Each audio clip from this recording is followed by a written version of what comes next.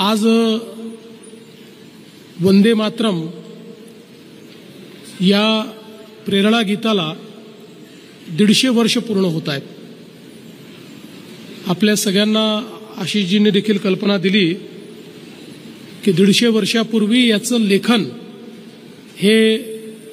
बंकिमचंद्र चट्टोपाध्यायांनी पूर्ण केलं। खरं तर बंकिमदा हे त्यावेळच्या इंग्रजांच्या सरकारमध्ये उपजिल्हाधिकारी होते, पण ज्यावेळी त्यांनी इंग्रजी सरकारची जुलमी राजवट पाहिली त्यावेळी त्यातनं व्यथित होऊन त्यांनी काही लिखाण सुरू केलं होतं आणि त्याचवेळी गॉड सेव्ह द किंग किंवा गॉड सेव्ह द क्वीन अशा प्रकारचं जे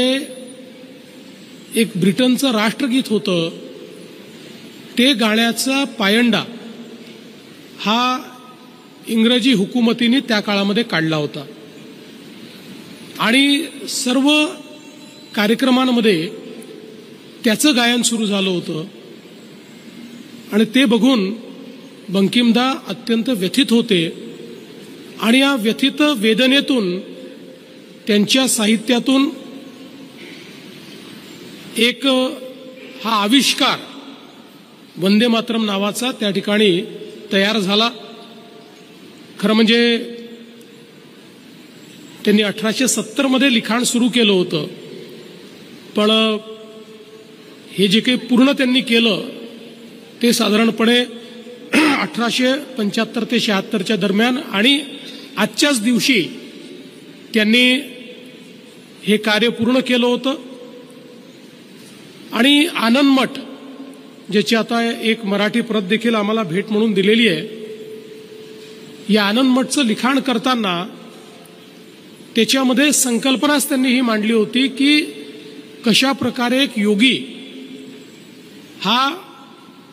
इंग्रजांच्या हुकुमतीमुळे